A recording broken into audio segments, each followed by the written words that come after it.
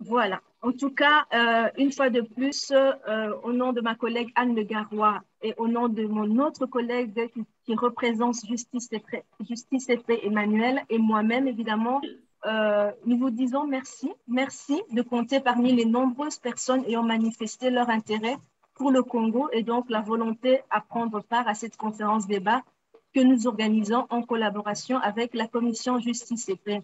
Nous sommes très heureuses, très heureux de pouvoir vous compter parmi nous ce soir et nous vous en remercions du fond du cœur. Et avant de passer à des présentations un peu plus protocolaires, je vais juste rappeler le questionnement qui sera le fil conducteur du débat ou de la réflexion de ce soir. C'est autour de la question clé, la RDC est-elle un empire du silence? En effet, vous l'aurez compris que c'est dans le sillage du film documentaire L'Empire du silence du réalisateur belge Thierry Michel, qui est sorti en salle dernièrement le 19 janvier 2022. C'est dans ce cadre-là que nous avons tenu à organiser des temps de sensibilisation sur la question de l'impunité en République démocratique du Congo.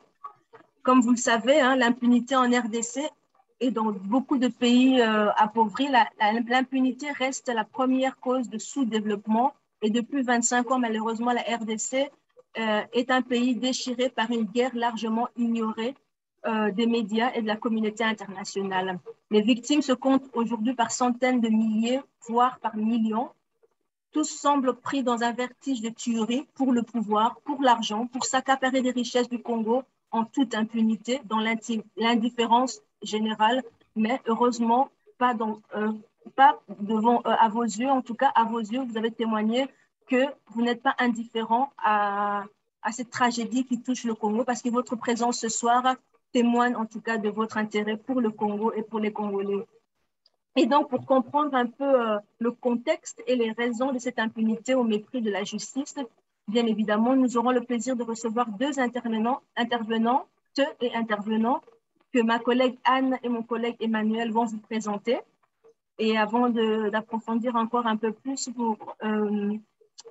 j'aimerais me présenter pour un peu rentrer dans tout ce qui est protocolaire. Je me présente et par la suite, ma collègue Anne Le Garois pourra se présenter et Emmanuel de Justice Paix également. Et Anne pourra directement introduire le travail de plaidoyer politique contre des fraternités mène aux côtés de ses partenaires congolais et autour de la question de la justice en RDC. Et Emmanuel fera la même présentation du travail de plaidoyer que Justice et Paix mène au Congo depuis quelques années maintenant.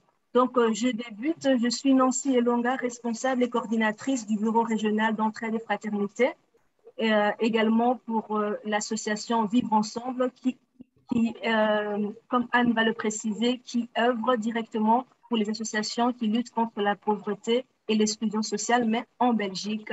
Et je suis chargée de coordonner et de superviser la région du Brabant-Wallon, une région qui est proche et qui travaille en étroite collaboration avec la région de Bruxelles-Capitale.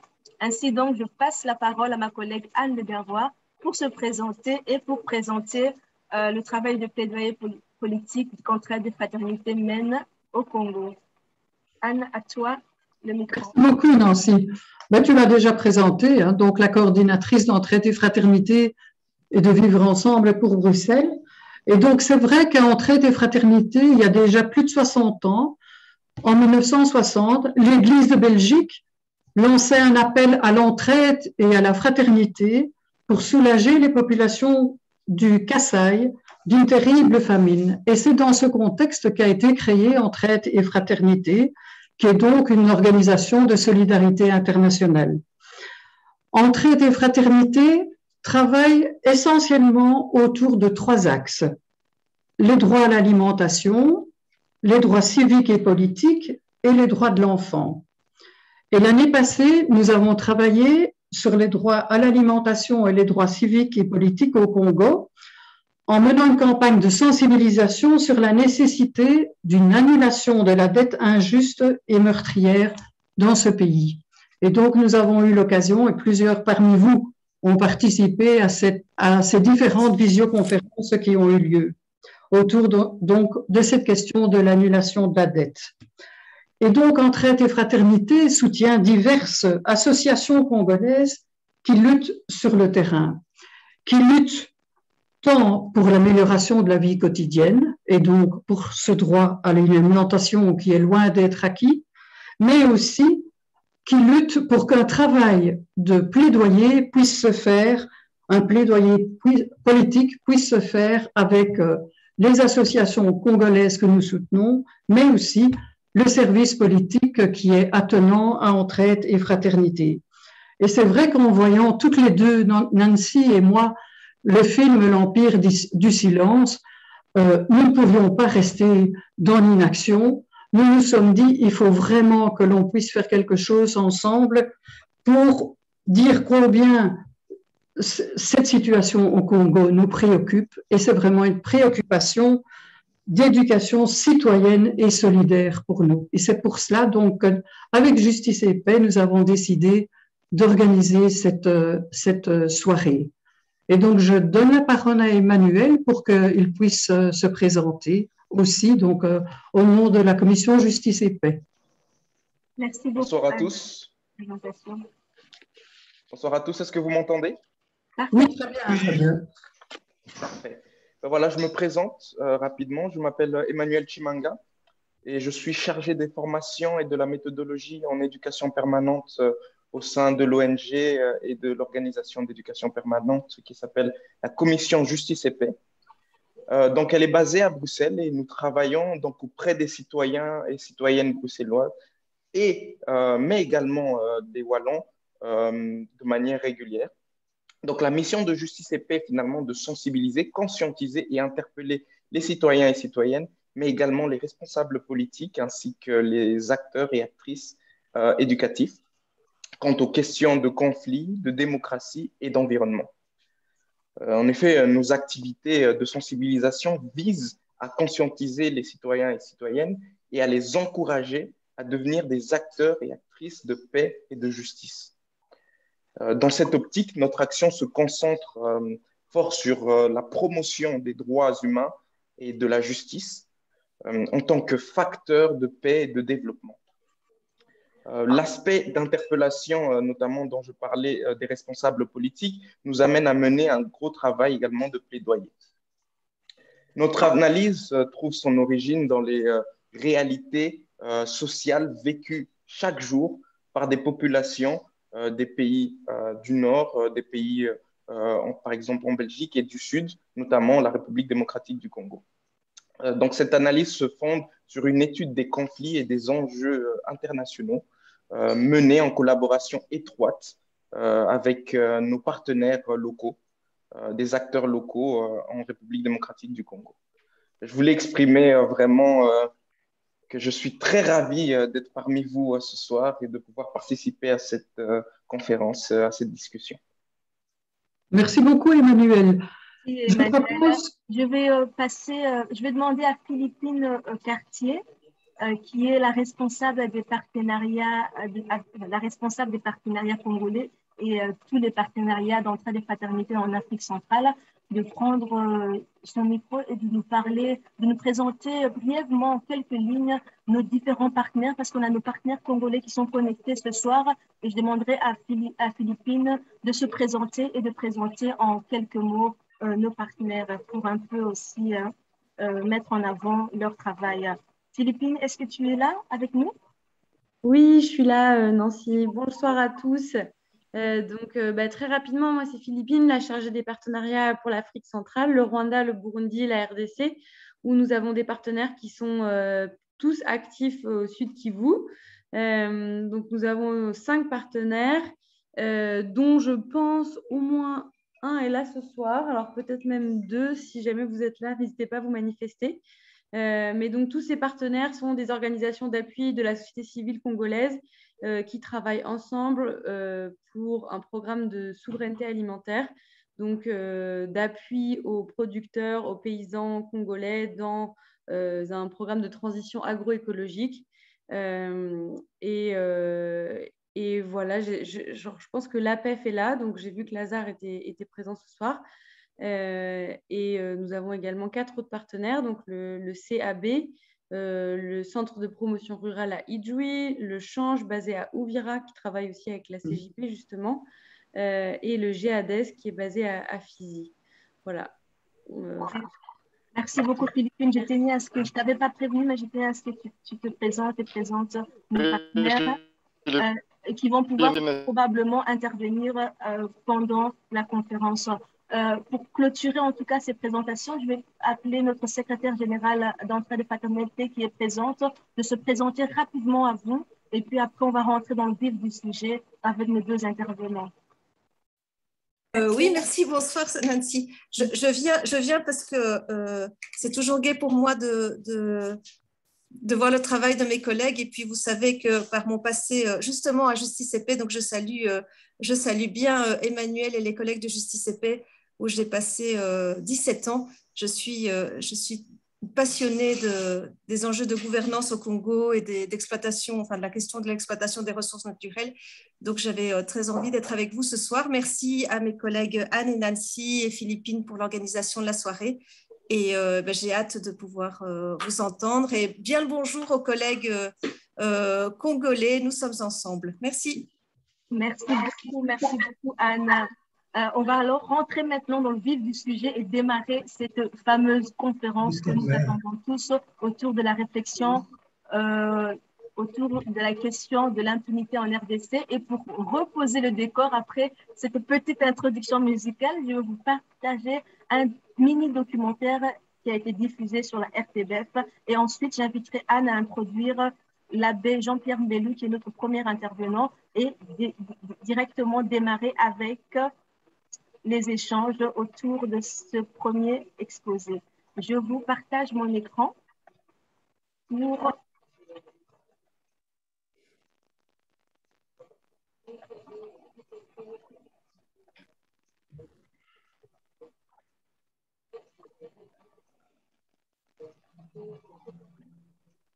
Est-ce que le son est partagé? Non. Non. Non. Non. Non. Donnez-moi. Oui, c'est juste, il faut que tu démutes tout à droite. Yes. Non, je vais juste démuter. Non, j'ai appuyé. Ce sont les aléas du direct, donc un petit instant.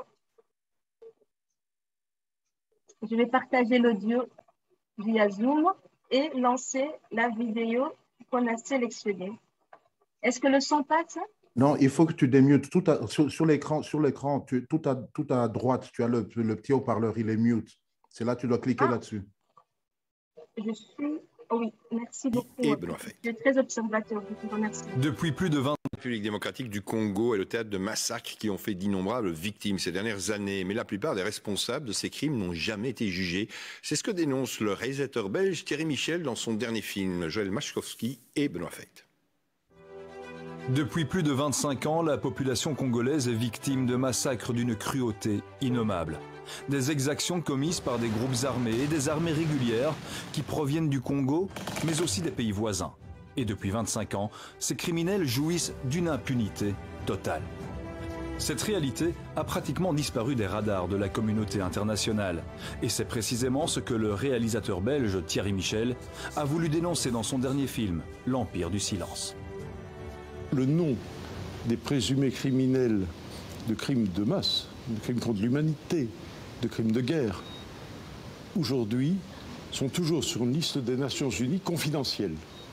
On imagine que des gens qui auraient subi des massacres en 1942 lors de l'occupation nazie, on est 25 ans plus tard et on nous dit toujours non, non, leurs noms sont confidentiels. Ce film, présenté hier soir en avant-première au Festival des Libertés à Bruxelles, ne se contente pas de dénoncer l'impunité au Congo.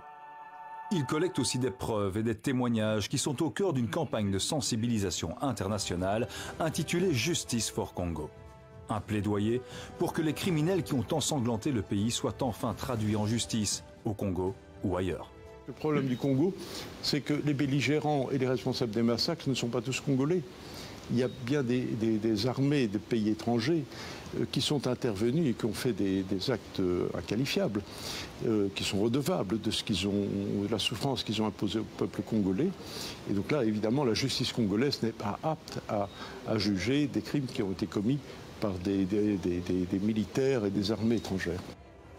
Pour rendre justice au peuple congolais, il faudra donc inévitablement une implication de la communauté internationale qui a plutôt brillé par son silence ces 25 dernières années.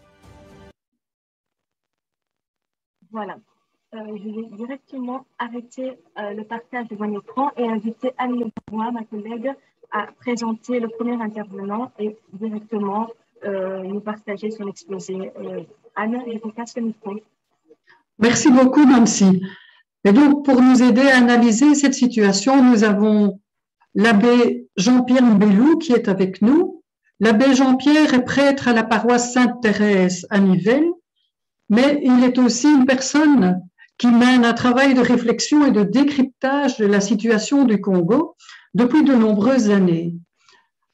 Monsieur l'abbé, vous êtes investi notamment dans le groupe Épiphanie qui regroupe des prêtres congolais de Belgique résolument engagés pour un changement qualitatif en République démocratique du Congo et une redynamisation de la communauté congolaise vivant en Belgique. Vous êtes aussi auteur et co-auteur de plusieurs ouvrages en tant qu'analyste politique sur l'avenir du Congo. Vous allez nous apporter évidemment votre éclairage sur la situation au Congo aujourd'hui, mais avant de vous donner la parole, si vous le permettez, Nancy, nous allons passer le petit reportage de Justice for Congo qui nous dit bien que nous sommes tous concernés, quel que soit notre pays d'origine.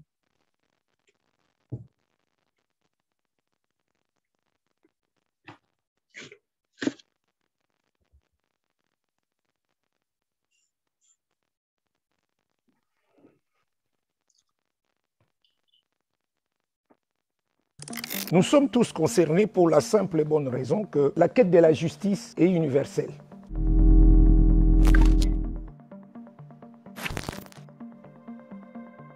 Ce qui se passe au Congo concerne tout le monde. La guerre qui est à la base de tout ce qui se passe au Congo est une guerre asymétrique et surtout c'est une guerre commerciale. Dans la mesure où le fruit de cette guerre, qui est le portable que nous utilisons tous, ça veut dire qu'indirectement, nous sommes tous liés, justement, de près ou de loin, à des conséquences de ce qui se passe là-bas. Ce document interpelle quand même le Congolais lambda que je suis, surtout la communauté congolaise ici dans la diaspora, sur la nécessité de connaître enfin la vérité sur ce qui s'est passé à l'Est. Nous aimons tous les belles voitures, les bijoux, les gadgets. J'ai moi-même un smartphone. Ces objets contiennent des minéraux qu'on trouve chez nous, souvent extraits dans des conditions inhumaines par des enfants jeunes qui sont victimes d'intimidation et de violences sexuelles. Là, nous sommes en train de parler de 25 ans de silence, de 25 ans de complicité, de 25 ans de mépris total en fait de la vie des Congolais. Donc effectivement, à un moment donné, il faudrait que cette impunité cesse parce qu'en fin de compte, il s'agit de la vie d'humains. Les Congolais ne sont pas moins humains que d'autres. Nous, en tant que Belges, on a une histoire commune avec le Congo et on a peut-être plus que d'autres pays de la communauté internationale une responsabilité dans ce qui se passe au Congo. Et donc peut-être plus que d'autres pays et plus que d'autres citoyens d'autres pays, nous avons cette responsabilité envers nos frères et nos sœurs congolais, qu'ils puissent vivre en paix et qu'ils puissent accéder à cette justice.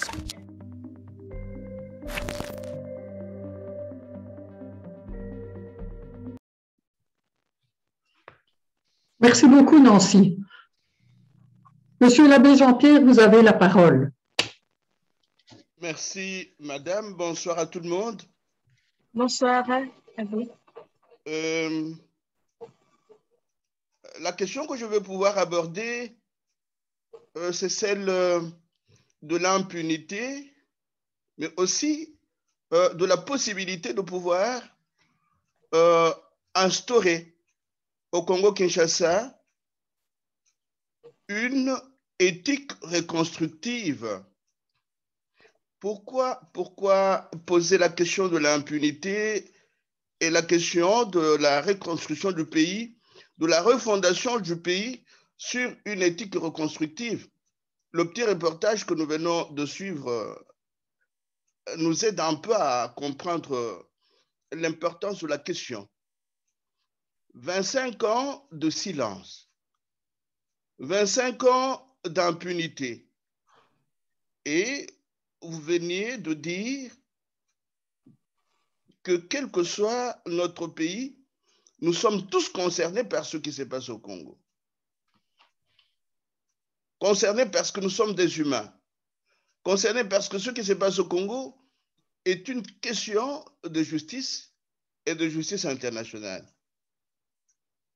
D'où vient cette impunité? Pourquoi y a-t-il impunité? Que signifie cette impunité? Cette impunité signifie entre autres qu'il y a des crimes qui ont été commis, des crimes de guerre, des crimes contre l'humanité, des crimes économiques et des crimes pour lesquels les auteurs n'ont pas pu répondre devant la justice. C'est vrai qu'il y a eu l'un ou l'autre qui a été traduit à la Cour pénale internationale. Je peux évoquer le cas de Bosco Tanganda. Il est présentement à la Cour pénale internationale. Nous avons suivi dernièrement que la Cour internationale de justice a demandé à condamner l'Ouganda et lui a demandé de payer une certaine somme pour les crimes qu'il a commis sur le sol congolais. Et ce verdict de la Cour internationale de justice nous aide à comprendre la nature de la guerre congolaise. Quelle est la nature de cette guerre? Est-ce qu'il est possible de rendre justice sans que nous sachions, sans que nous ayons une compréhension partagée de la nature de cette guerre? Et les amis qui sont passés dans la petite vidéo que vous veniez de nous proposer ont parlé de la guerre asymétrique, ils ont parlé de la guerre commerciale, mais nous pouvons aussi dire que la guerre qui a eu lieu au Congo et qui est perpétuelle est une guerre de basse intensité. Pourquoi est-ce qu'on appelle cette guerre guerre de basse intensité? Elle est menée par les grandes puissances, les puissances anglo-saxonnes, et entre autres par les États-Unis, la Grande-Bretagne et leurs alliés. Ces grandes puissances ont mené cette guerre par des proxys interposés. Et les deux grands proxys impliqués dans cette guerre depuis le début, ce sont les armées de Paul Kagame du Rwanda et de Kaguta Museveni de l'Ouganda. Mais il y a eu beaucoup d'autres pays impliqués à côté du Rwanda et de l'Ouganda. Mais il y a eu même un lien transnational qui a pu se créer entre ces pays voisins et les Congolais de l'intérieur. Et le cinéaste Thierry Michel le dit, les armées du Congo et des pays voisins sont intervenues dans cette guerre. Mais à son début, la guerre est fondamentalement une guerre de basse intensité, et c'est un Belge qui nous aide à pouvoir avoir la belle définition de cette guerre, Michel Collomb, dans ce livre intitulé « Les 7 péchés d'Hugo Chavez ». Et je vais vous lire ce qu'il dit de cette guerre. Vous avez vu? Vous avez vu le livre « Les 7 péchés d'Hugo Chavez ». Michel Collomb, Investigation, il parle de la guerre du Congo à la page 383. C'est lui qui donne cette définition de cette guerre en termes de guerres de basse intensité. Il en parle après d'autres qui ont été menées et qui ont été de grande intensité ou de haute intensité. Celle de basse intensité a cette spécificité d'être menée par les grandes puissances qui se servent des sous-fifres, des proxys africains, les pays voisins du Congo, les Congolais et beaucoup d'autres aventuriers qui sont intervenus dans cette guerre. Qu'est-ce que cette guerre poursuit? Pourquoi est-ce qu'elle a été menée? Quelles sont les causes fondamentales de cette guerre?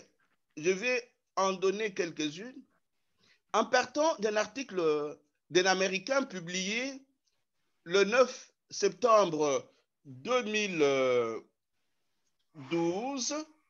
L'article est intitulé « Produire des États ratés ». Et l'Américain qui écrit l'article répond au nom d'Edward Herman. Il est décédé l'année dernière. Dans cet article, Edward Herman montre comment certains pays ont été programmés par les États-Unis pour être produits comme États ratés.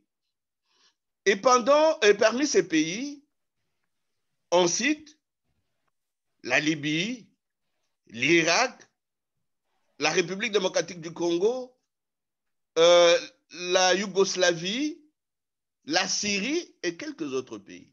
Donc, il y a eu une décision qui a été prise pour que certains pays puissent être détruits et produits comme État raté. Et que signifie un État raté? Un État raté, pour Edward Herman, c'est celui qui, après avoir été soumis à une longue guerre, devient incapable de répondre aux besoins essentiels de sa population. Or, la justice dont nous parlons fait partie des besoins essentiels de la population congolaise. Alors, cette guerre qui est devenue perpétuelle ne permet pas, jusqu'à ce jour, à ce pays de pouvoir répondre à ce besoin essentiel des populations congolaises. Ces causes sont liées à ce qu'on appelle aux États-Unis la sécurité nationale. La sécurité nationale pour Edward Herman signifie le contrôle des terres et des mers, le contrôle de l'accès aux énergies, le gaz et le pétrole, le contrôle des matières premières stratégiques, et le Congo regorge de ces matières premières stratégiques dont le coltan et le cobalt, le cuivre, les diamants, ainsi de suite, mais aussi le contrôle des cœurs et des esprits. Le contrôle des cœurs et des esprits passe par l'imposition de l'hégémonie culturelle dominante. Et l'une des expressions de cette hégémonie culturelle dominante aujourd'hui, c'est le néolibéralisme qui est en train de plus en plus de se transformer en ultralibéralisme et qui est l'expression d'un capitalisme ensauvagé. Et pour pouvoir se reproduire, le capitalisme ensauvagé recourt à la stratégie du chaos. La guerre fait partie de la stratégie du chaos. Semer le chaos pour pouvoir avoir accès à tout ce que je venais de faire allusion, mais aussi conquérir les cœurs et les esprits, mais aussi créer au niveau des cœurs et des esprits un choc tel que ces cœurs et ces esprits puissent vivre dans une amnésie qui ne dit pas son nom et qui soit une amnésie qui ne leur permette pas de pouvoir s'assumer comme responsable. Donc, guerre de basse intensité avec des causes liées à la sécurité nationale d'une grande puissance, mais aussi liées à l'accès aux matières premières stratégiques par les multinationales de toutes ces grandes puissances. Et cette guerre participe de la stratégie du choc et du chaos.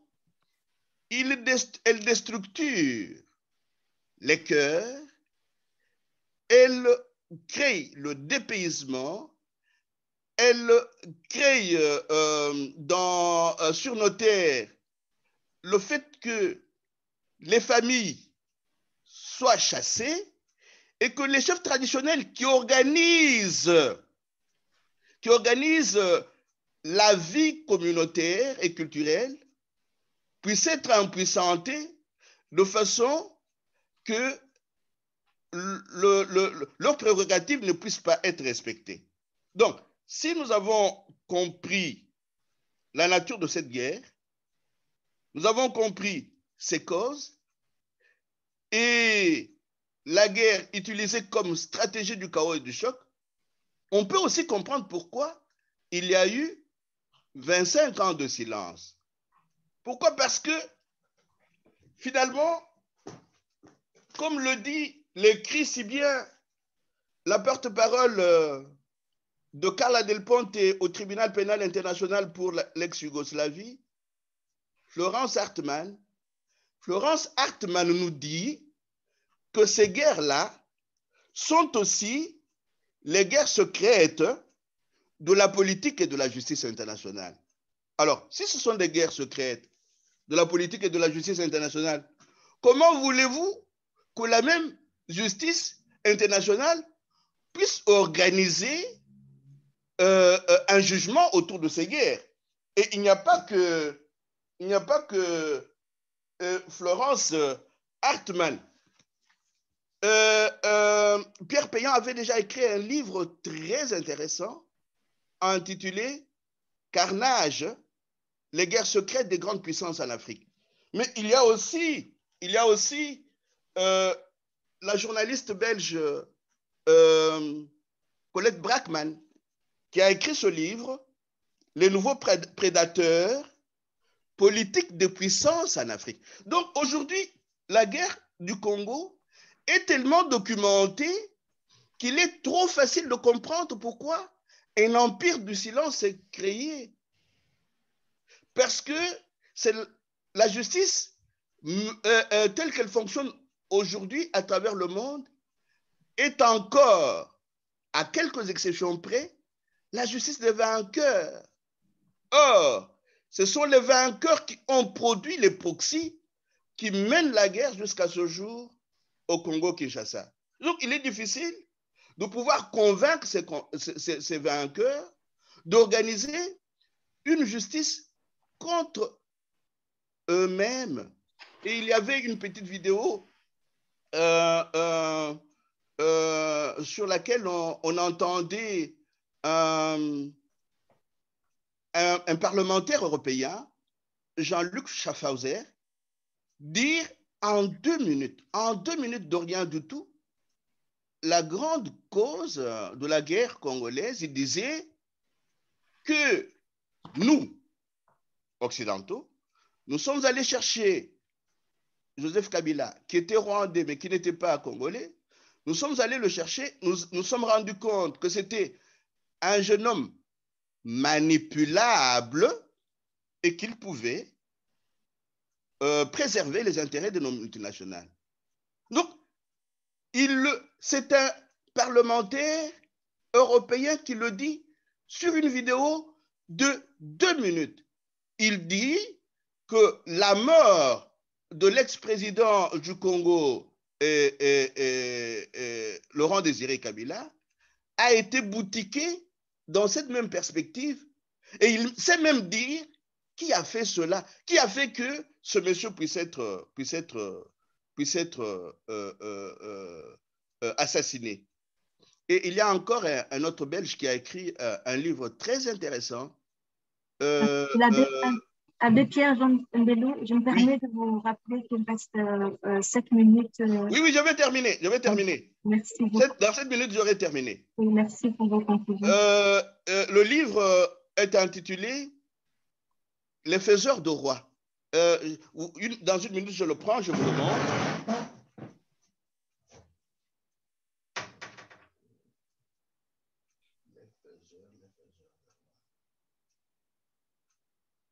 Ah, ça risque de traîner comme il ne me reste plus que... Alors je passe à la deuxième partie. Je passe à la deuxième partie de mon exposé. Je pense qu'il y aura un peu plus de lumière dans les échanges.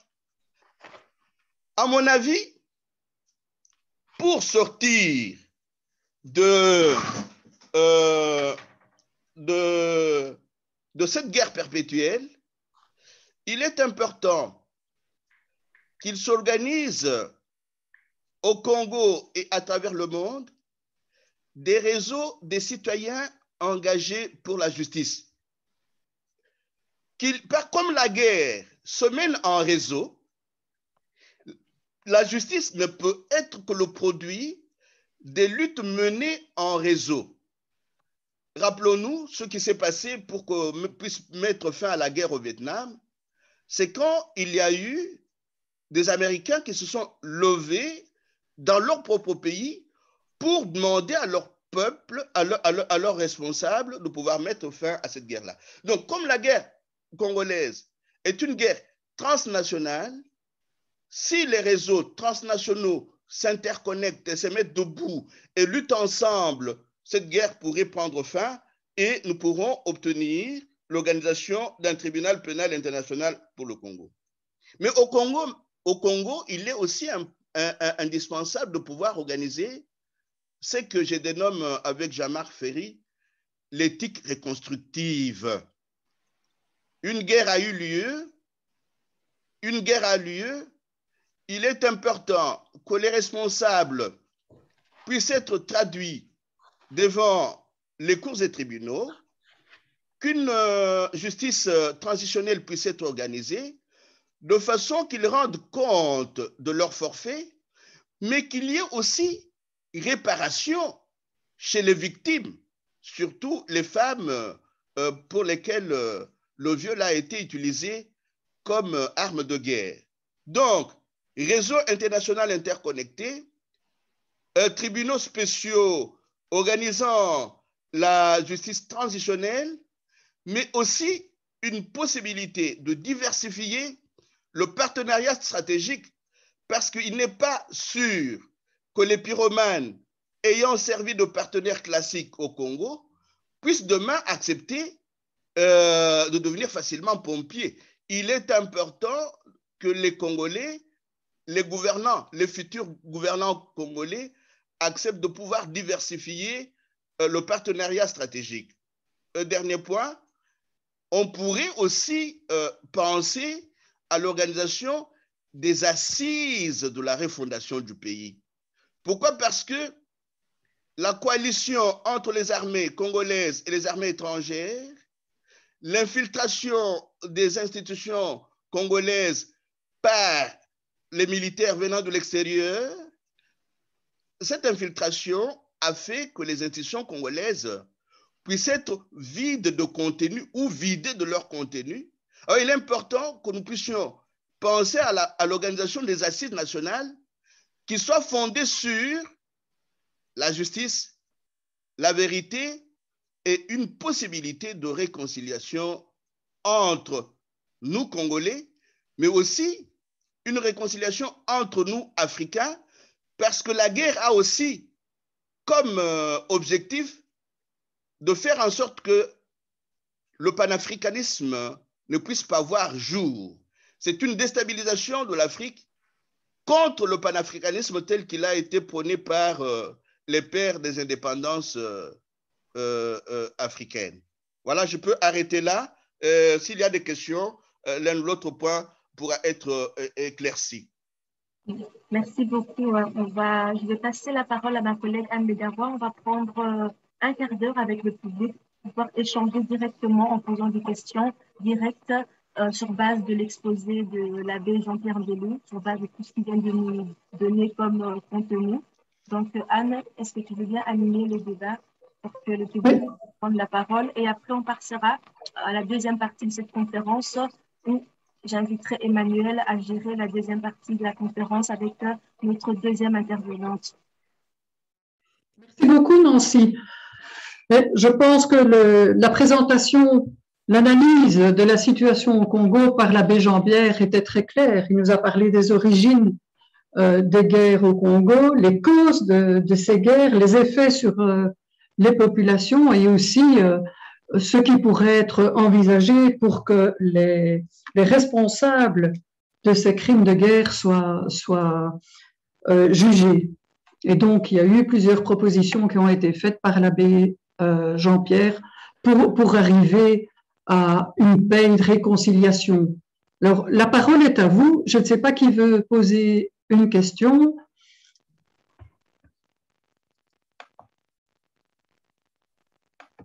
Manifestez-vous, hein, c'est vous qui faites le débat. Monsieur Jacques Briard, vous pouvez activer votre micro et prendre la parole, je vous prie. Je crois qu'on m'entend, ça va?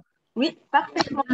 Alors, merci à l'abbé Jean-Pierre. Je me présente, je suis ancien permanent d'entraide et fraternité. J'ai travaillé pas mal sur l'Afrique, mais je n'ai jamais mis les pieds au Congo. J'étais sur l'Afrique australe plus. Est-ce que vous pouvez parler juste plus fort, si possible? J'ai beaucoup aimé l'exposé de l'abbé Jean-Pierre et je vais dire pourquoi. C'est rare d'entendre un homme d'église avoir un discours politique aussi clair. Donc, l'en remercie. Mais je suis occupé, je veux lui poser quand même une question. Responsabilité des puissances étrangères, américaines et autres, avec la collaboration des armées de la région, j'entends. Thierry Michel l'a très bien exposé quand il a présenté son film, notamment en Amérique aussi. Mais je suis occupé à lire un bouquin qui m'intéresse fortement et qui est d'un de vos compatriotes.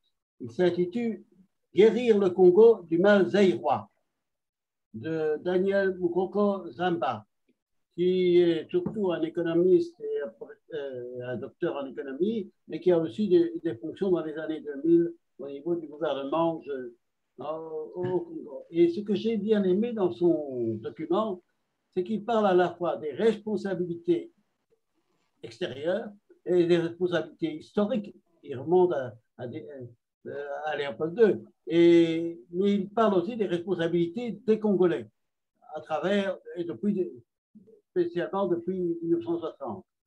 C'est là ma question.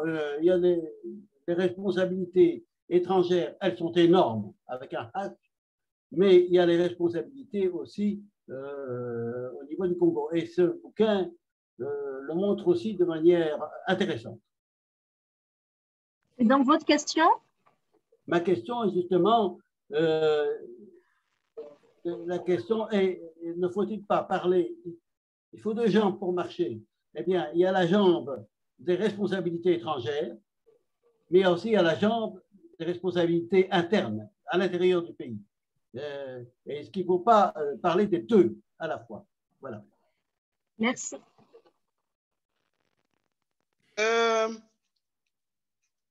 C'est cela qui est important. C'est-à-dire, on ne peut pas comprendre ce qui se passe au Congo sans le lien transnational et le travail en réseau. Donc, le réseautage fait qu'il y ait les deux responsabilités, mais confondues, c'est-à-dire le fait que le Nord puisse intervenir dans la fabrication des gouvernants du Sud fait que le Nord a une plus grande responsabilité. J'ai cité la vidéo de Jean-Luc Schaffhauser. C'est nous qui sommes allés chercher ce jeune homme-là pour qu'il soit au service de nos multinationales. L'implication du Nord dans les élections au Sud pour téléguider les choix au Sud fait que le Nord a un peu plus de responsabilité que le Sud. Mais que le Sud ait aussi ses responsabilités, cela est indéniable. Et il y a un livre magnifique écrit par un Belge,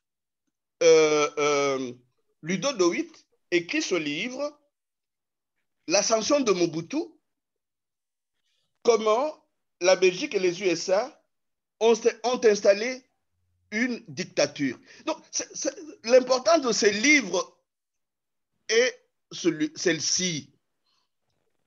La responsabilité première depuis 1885 revient à ceux qui se sont fabriqués une mentalité de vainqueurs ayant des choix à faire pour diriger le sud du monde. Donc, le jour que les Congolais, par exemple, auront réellement choisi leur gouvernant, peut-être que les choses changeront. Mais pendant longtemps, on n'a pas encore acquis la capacité de choisir nous-mêmes nos gouvernants. Nos gouvernants sont téléguidés de l'extérieur afin qu'ils puissent servir les causes des puissances extérieures. Donc, c'est ainsi que chaque fois que j'ai cité, certains livres que j'ai cités ici ont un titre et un sous-titre. Colette Brackman écrit, elle dit « Les nouveaux prédateurs, politique de puissance en Afrique ». Et vous pouvez lire, par exemple, dans ce livre, à la page 187, elle dit à peu près la même chose que Jean-Luc Schaffhauser. Joseph Kabila a été choisi parce qu'il était disposé à ouvrir le Congo aux politiques néolibérales. Donc, ce lien transnational, dès qu'on l'oublie, on peut analyser séparément les responsabilités des uns et des autres sans se rendre compte que les uns et les autres travaillent ensemble et en réseau. Il y a eu en 2003 un rapport, le rapport Kassem. Quand vous lisez le rapport Kassem qui parle des nouveaux prédateurs, vous voyez comment les nouveaux prédateurs opèrent. Ils opèrent en lien avec ceux qu'ils appellent chez nous les décideurs. Donc, ils n'opèrent pas seuls. Revenons par exemple au Congo Hold Up. Lisez les différents rapports de Congo Hold Up. Vous vous rendez compte qu'il y a d'une part les Congolais et d'autre part leurs amis occidentaux. Donc, ce lien-là est permanent. C'est ce lien qu'il faudrait à un certain moment briser avec l'avènement des États souverains qui se respectent mutuellement et qui coopèrent au lieu d'avoir, d'une part, les maîtres qui dictent la ligne à conduire aux esclaves. C'est cette relation des maîtres à esclaves qu'il faut briser, mais qui est encore très, très vivace jusqu'à ce jour. Merci l'abbé Jean-Pierre. Il y a une question dans le chat. Quelles leçons tirez-vous pour la RDC de la Commission Vérité en Afrique du Sud? C'est une très bonne référence, l'Afrique du Sud, même si elle n'est pas encore venue à la fin de ses misères, mais ce pas a été effectué. Personnellement, j'aurais aussi voulu qu'il s'instaure dans notre pays une commission justice et vérité. Encore une fois, à Sun City en 2003, une décision a été effectivement prise pour qu'on instaure au Congo une commission vérité et réconciliation. Ça n'a jamais marché. Pourquoi? Parce qu'il y a des interférences qui dictent la ligne à tenir à ceux qui sont considérés comme des vassaux. L'Afrique du Sud a eu la chance d'avoir, même s'il peut être critiquable par bien des côtés, d'avoir un homme de poigne comme Nelson Mandela, mais aussi d'avoir Desmond Tutu qui a joué un rôle important dans la création et dans l'instauration de cette commission Vérité et Réconciliation. Le Congo en a besoin. Il n'y a pas que l'Afrique du Sud. La Tunisie a déjà tenté l'expérience. Il semble même que l'Algérie a tenté l'expérience. Dernièrement, le Mali a organisé les assises de la refondation. Donc, vous ne pouvez pas faire comme si, dans un pays où il y a eu la guerre, faire comme s'il n'y avait rien eu et poursuivre un fonctionnement normalisé en oubliant que la guerre a déstructuré les institutions, que la guerre a affaibli les institutions, que la guerre a tué la capacité mobilisatrice d'un État réel et qu'il faut refonder le pays sur les nouvelles bases pour lui permettre de pouvoir avancer. Donc, l'exemple de l'Afrique du Sud serait le bienvenu au cœur de l'Afrique, mais malheureusement, jusqu'à présent, ce n'est pas encore le cas. Merci beaucoup. On va prendre une dernière question. Anne, tu peux choisir une dernière question et puis on va passer à la deuxième partie de notre conférence. Une question? Oui, alors, moi, je me pose la question de comment se fait-il que la population congolaise continue à soutenir des dirigeants qui ne les respectent pas, qui ont été placés par d'autres et qui ne pensent pas à leur bien et à leur développement. Comment est-il possible qu'ils restent sans révolte et qu'ils n'aillent pas tous dans la rue et faire une révolution pour que cela change définitivement? Une très, très belle question. Alors, je reviens à l'une des causes de la guerre. C'est la conquête des cœurs et des esprits. C'est l'imposition d'une hégémonie culturelle. Ces gens dont les cœurs et les esprits ont été mangés par la sorcellerie capitaliste et qui ont été choqués par l'imposition de la stratégie du chaos, sont tombés, je dirais, dans l'amnésie. Et c'est là que l'empire du silence est bienvenu, parce que l'empire du silence vient nous montrer que nous devons pouvoir sortir de l'amnésie. Donc, les stratégies du choc à un certain moment conduisent les peuples entiers à perdre leur capacité de mobilisation. Et comme il y a ce lien transnational qui fait qu'à un certain moment, au sud du monde, les gouvernants corrompus puissent être armés de façon qu'ils puissent casser toute dynamique de résistance, les populations, à un certain moment, commencent à avoir peur. Mais la grande raison, me semble, celle-ci, nous n'avons pas encore réussi à avoir à l'intérieur du pays des leaders visionnaires, éveillés, critiques, qui puissent mobiliser petit à petit une masse critique à même de faire front à ces gouvernants corrompus.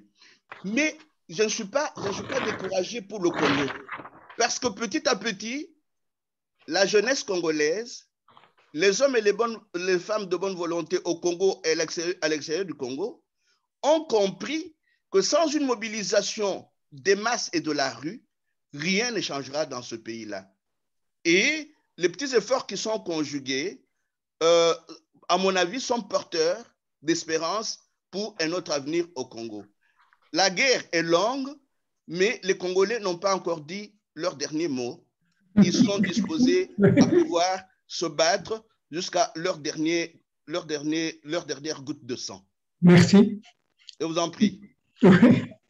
Merci beaucoup, l'abbé Jean-Pierre. Merci bien. Merci beaucoup. Je vais demander aux deux mains qui sont levées de patienter, je vous prie, et gardez vos questions et posez-les après l'intervention de la deuxième intervenante. Donc, je vous prie de noter vos deux questions et de les poser dès que le deuxième intervenant aura fini son exposé. Comme ça, la gestion du temps sera en tout cas optimale et nous permettra de pouvoir terminer avec un débat qui laissera libre parole à vous, public. Est-ce qu'on est d'accord? Je vais passer la parole à Emmanuel pour présenter la deuxième intervenante et introduire son exposé. Comme ça, on reviendra vers vous, Marceline et Philippe. Merci Nancy. Alors, pour commencer, j'aimerais rapidement également remercier l'abbé Mbello pour son intervention. Et je vais directement passer donc à la présentation de notre deuxième intervenant. Je vais avoir l'honneur ici de présenter. Alors, rapidement, je vais simplement la présenter, donc remettre un petit peu le contexte de son intervention. Donc, d'origine congolaise et de nationalité belge, Elena Matundu est pourtant née en Italie où elle a passé toute son enfance. Après avoir achevé son parcours académique avec des diplômes en marketing, distribution et en relations publiques internationales, elle travaille désormais, depuis 20 ans, au sein d'une organisation de l'Union européenne dans le domaine de l'éducation. Elena est également présidente fondatrice de l'ASBL GEFAYA, le groupement des femmes africaines inspirantes et actives. Alors, l'ASBL, qui a vu le jour le 30 avril 2008 à Bruxelles, est une association qui assure la promotion de la femme africaine au sein de la société dans laquelle elle évolue. Celle-ci opère dans des champs d'action différents qui peuvent inclure toute forme de promotion sociale, culturelle et professionnelle, mais couvrir aussi des secteurs tels que l'émancipation, l'égalité des chances, la sécurité, la violence, la solidarité, le racisme, l'exclusion et enfin la participation à des activités ou projets favorisant la promotion au sens large des femmes africaines. C'est pourtant dans son rôle en tant que présidente du comité du soutien officiel du docteur Denis Mukwege qu'Elena va s'adresser à nous ce soir. En effet, depuis plusieurs années, l'ASBL GEFAYA a commencé à travailler sur la campagne de sensibilisation des activités du docteur Denis Mukwege. Toutes les femmes de l'association s'impliquant fortement à la suite de la rencontre d'Elena avec le docteur dans le cadre d'une première remise de fonds récoltés en décembre 2010. Par la suite, GEFAYA a lancé la pétition en ligne sur change.org afin que le docteur Mukwege puisse obtenir le prix Nobel de la paix. De plus, l'ASBL a sollicité avec succès une entrevue avec le président de la Chambre des représentants à l'époque, qui était M. André Flao, seul habilité à introduire une candidature pour le prix Nobel selon le règlement. L'ASBL GEFAYA fut donc un élément moteur dans la nomination du docteur Mukwege comme candidat au prix Nobel. Et depuis, l'ASBL a développé cette activité de comité qui se trouve vraiment être donc un comité à part entière et qui a pour objectif de sensibiliser, informer, soutenir et coordonner toutes les actions et les entreprises menées par et pour le docteur Denis Mukwege.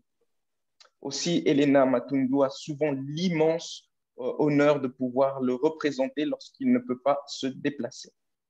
Son leitmotiv est celui de l'association et en faisant scintiller notre lumière, nous offrons aux autres la possibilité d'en faire autant, citant ainsi Nelson Mandela. Merci d'avance, Elena, pour ton intervention et sans plus tarder, je te transmets le micro. Bonsoir à tous et merci Emmanuel pour cette belle présentation.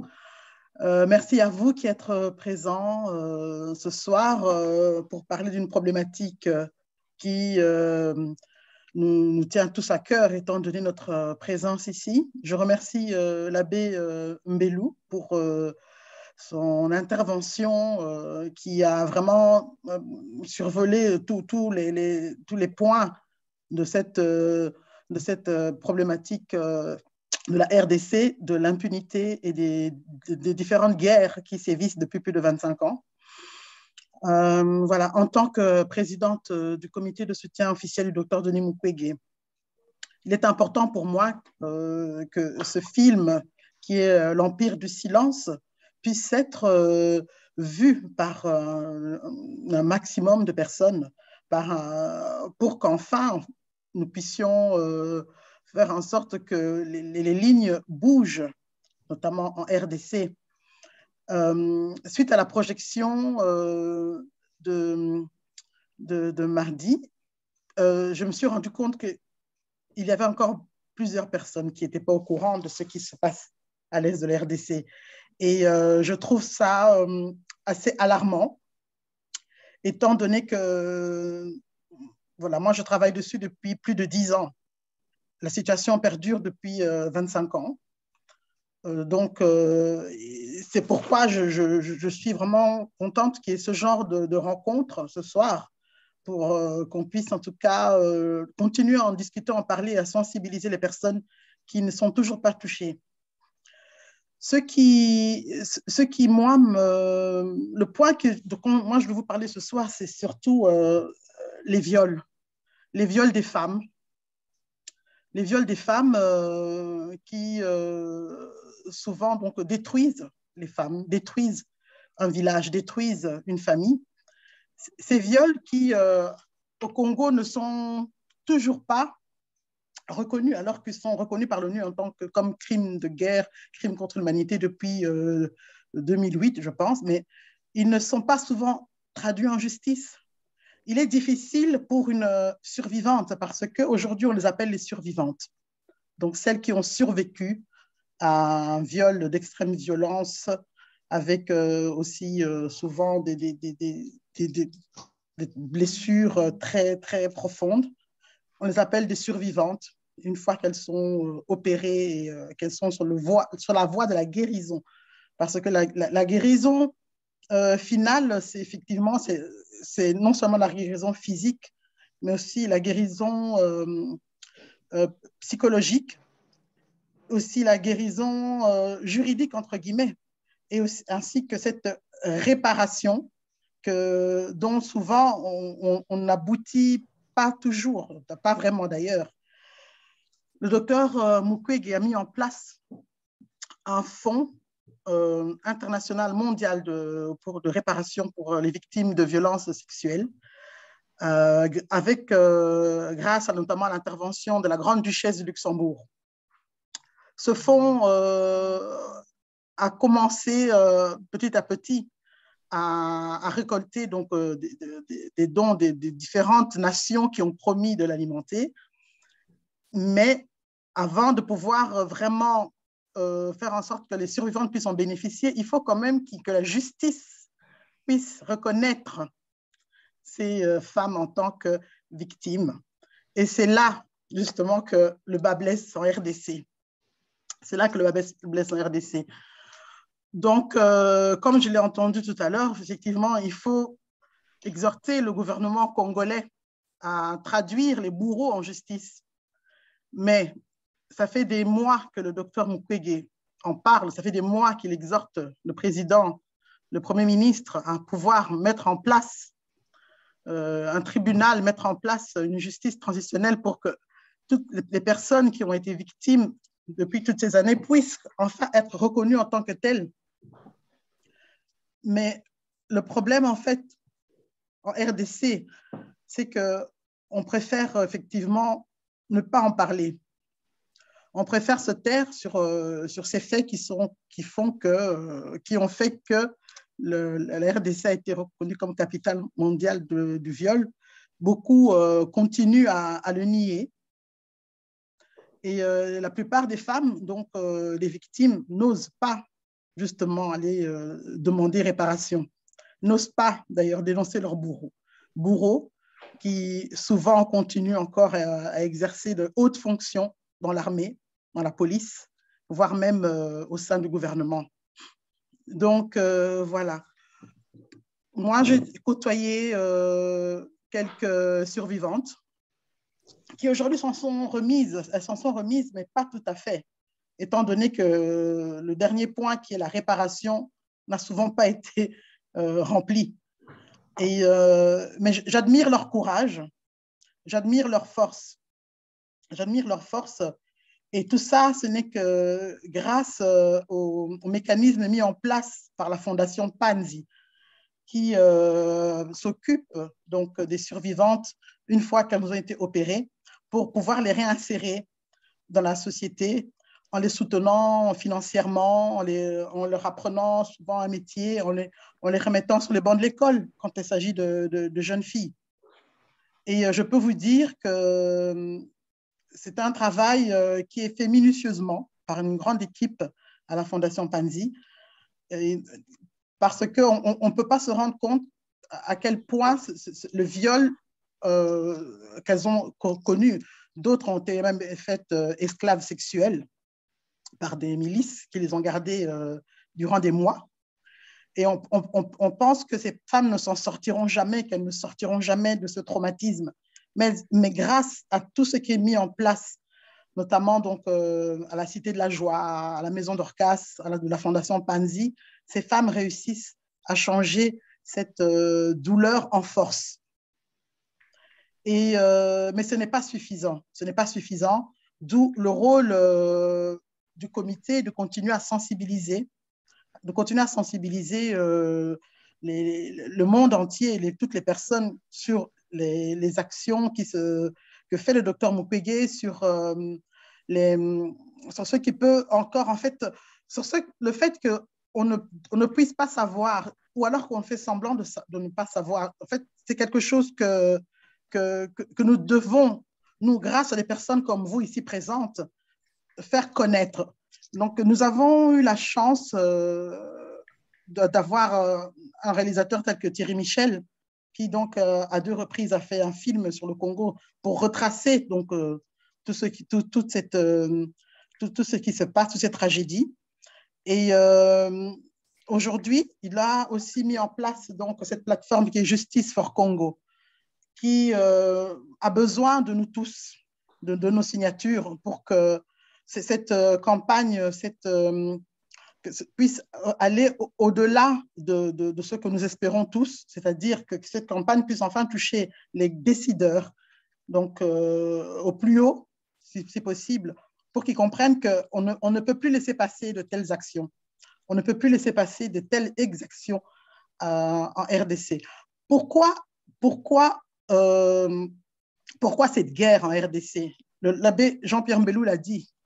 On a vu aussi d'ailleurs dans les petits extraits qu'il s'agit d'une guerre commerciale, économique, asymétrique.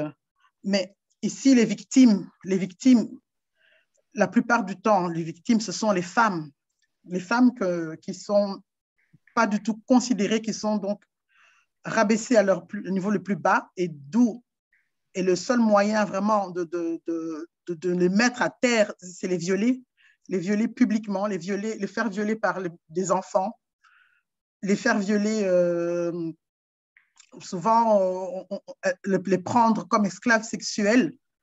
Et étant donné la mentalité, notre mentalité, ces femmes, elles sont répudiées. Elles sont chassées de chez elles, et ça détruit toute une famille. La famille s'est détruite, ça détruit tout un village, ça détruit tout un système économique qui fait que, voilà, c'est le chaos, et les milices peuvent continuer donc à exercer leur pillage des ressources dont on sait plus ou moins qui tire les ficelles. Et c'est tellement à une échelle tellement grande, une échelle internationale, qu'on a dans l'idée effectivement que nos propres gouvernements sont complices. Donc, c'est un peu le serpent qui se mord la queue, et le seul moyen de se sortir de ce marécage, c'est que toutes les personnes présentes ce soir notamment continuent à faire ce plaidoyer, continuent à faire le plaidoyer du docteur Mukwege, continuent à sensibiliser les personnes qui ne sont toujours pas au courant, parce que, comme je disais, donc, moi, je vois seulement les survivantes, excusez-moi, mais en tant que femme, c'est normal que je les mette en avant. Quand elles vous disent qu'elles ont la paix, elles ont certes la paix, mais elles ne se sentent toujours pas reconnues. C'est parce que le monde ne veut pas les voir, en fait. On ne veut pas les voir. Et voilà. Je vous invite à lire le livre de Tatiana Mukanire, qui est la présidente du mouvement des survivantes. Elle a écrit un livre qui s'appelle « Au-delà des larmes ». Je vous invite à le lire, à l'acheter, à le lire. Ainsi qu'évidemment, La force des femmes du docteur Denis Mukwege, où il raconte encore une dernière fois tout le parcours qu'il a fait et ce que sa rencontre avec des femmes fortes qui ont justement marqué donc, son combat et sa conviction de continuer son plaidoyer. Voilà, je ne voulais pas aborder ici le côté politique avec le rapport mapping, mais tout le monde sait que ça c'est le rapport mapping, le docteur Mukwege en a fait son cheval de bataille parce que il faut absolument que les recommandations de ce rapport soient mises en application. Et malgré que le président de la RDC a dit qu'il n'allait pas fouiller dans le passé, on entend aujourd'hui un discours un peu différent. On voit certains actes de la part du président qui font que ça nous donne un léger espoir. Je dis ça pourquoi? Parce que récemment, il a rappelé 2 officiers qui avaient été envoyés à l'Est. La population s'est fâchée, la population dit non, ces 2 officiers sont repris dans la liste des personnes qui ont commis des actes ignobles. Donc, ils ne peuvent pas se retrouver là, soi-disant, pour venir nous défendre à nouveau. Et le président les a rappelés. Donc, je me dis, il y a quand même une conscience qui, même si c'est une goutte selon moi, mais il y a quand même quelque chose qui commence à changer. Donc, ça veut dire qu'il faut continuer à taper sur le clou, il faut continuer à s'indigner, il faut continuer à mettre… en fait, il ne faut pas garder le silence, justement, car même si les choses bougent lentement, elles bougent quand même. Je pense qu'il faut garder espoir. Et ce que je voudrais aussi, par exemple, j'en ai parlé d'ailleurs aussi à certains étudiants, c'est que le film de Thierry Michel, qui est vraiment un film où il y a tous les instruments, bon, en résumé, parce qu'on ne peut pas, sinon ça nous prendrait, ce ne serait pas un film de 2 heures qui ferait un film de 8 heures. Je pense que c'est quand même un instrument nécessaire pour instruire les personnes qui sont encore dans le flou. Donc, je peux dire ça comme ça. Alors, ce qui se passe, c'est que je pense que beaucoup d'étudiants ont besoin de voir ce film. Alors, si vous connaissez des étudiants, n'hésitez pas à contacter donc, le distributeur ou le producteur pour pouvoir diffuser ce film dans les salles d'étudiants et pouvoir organiser des débats autour de ce qui se passe en répondant aux questions. Parce qu'il y a eu beaucoup de questions mardi, je pense. Il y a eu beaucoup de questions. Donc, il faut absolument que… C'est lundi. Lundi, oui, pardon. Il y a eu beaucoup de questions lundi. Donc, et on sent qu'il y a encore de l'ignorance, mais qu'il y a quand même une curiosité, une envie d'en savoir plus et une envie de faire quelque chose. Et toutes ces forces doivent être rassemblées. Toutes ces forces doivent être rassemblées afin de permettre de pousser encore un peu le pion plus loin. Merci beaucoup, Elena. Est-ce Oui. que tu peux juste répéter le nom de famille de l'autre? Ah oui, c'est Tatiana Mukanire. Tatiana Mukanire. Merci. Au-delà de l'art. Je l'ai écrit dans le… Voilà. Désolé. Merci. Voilà, donc le livre de Tatiana ainsi que le livre du docteur Mukwege, La force des femmes. Mais en fait, le livre de Tatiana, c'est vraiment… Tatiana est une ancienne victime, donc c'est une survivante. Elena, est-ce que je peux juste te demander de conclure, s'il te plaît? Oui, je vais conclure. Merci. Merci. Donc, voilà, donc pour moi, donc, comme je disais, il est important que tout citoyen lambda se mobilise pour cette cause. Donc, c'est notamment déjà en allant voir le film, en continuant à organiser des rencontres, même que ce soit des vidéoconférences ou des rencontres en visu. Nous sommes là, nous sommes disposés à venir débattre avec vous, à répondre aux questions.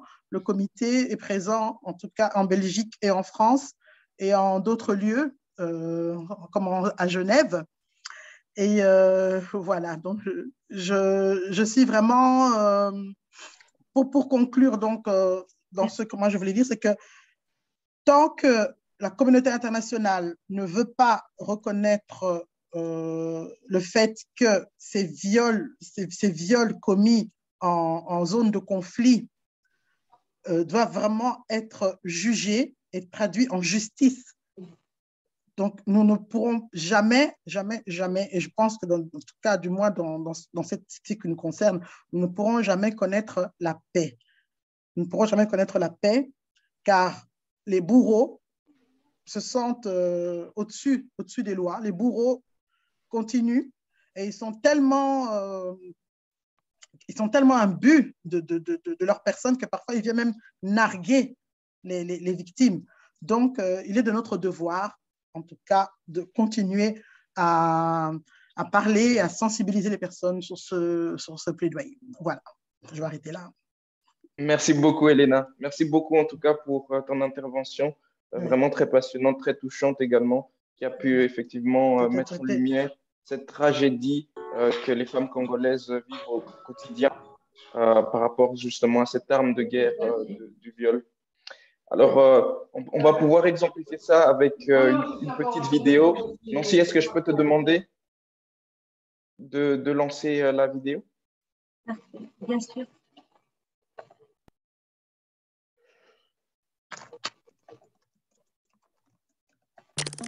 Dans l'Est du Congo, les viols avec extrême violence sont utilisés comme arme de guerre pour terroriser la population et c'est une arme assez efficace.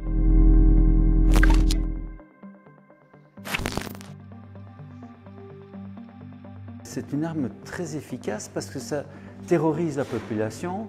La femme qui a été violée, eh bien, elle est stigmatisée d'abord parce qu'elle a été violée par l'ennemi. Et si jamais elle donne un enfant, c'est l'enfant de l'ennemi et il est d'ailleurs appelé l'enfant serpent. Elle est stigmatisée également parce que ces viols, ce sont des viols avec une extrême violence et qui entraînent une destruction de l'appareil génital de la femme. Nous ne nous appelons pas ces femmes des patientes, on les appelle des survivantes. Il faut déjà qu'elles arrivent après leur viol jusqu'à l'hôpital et en général, elles meurent sur la route. Nous, on doit non seulement réparer les lésions, on doit réparer, c'est-à-dire qu'on doit reconstruire le rectum, on doit reconstruire le vagin, on doit reconstruire la vessie avec ce qui reste comme tissu sain. Et donc parfois c'est extrêmement compliqué. Le mari a honte, il va fuir, la femme est stigmatisée, elle va partir, le reste de la population du village n'a pas envie de subir la même chose, elle va partir. Ceux qui restent, en général, ont tellement perdu l'estime d'eux-mêmes qu'ils deviennent esclaves pour éventuellement participer à l'extraction de la mine. On se rend bien compte que les patients qui nous arrivent, ou les survivantes qui nous arrivent, viennent toujours des régions où on a trouvé du manganèse, où on a trouvé de la cassite, où on a trouvé du coltan. On peut faire un mapping comme ça de la région où il y a des richesses et de la région où sont exercés ces viols avec extrême violence.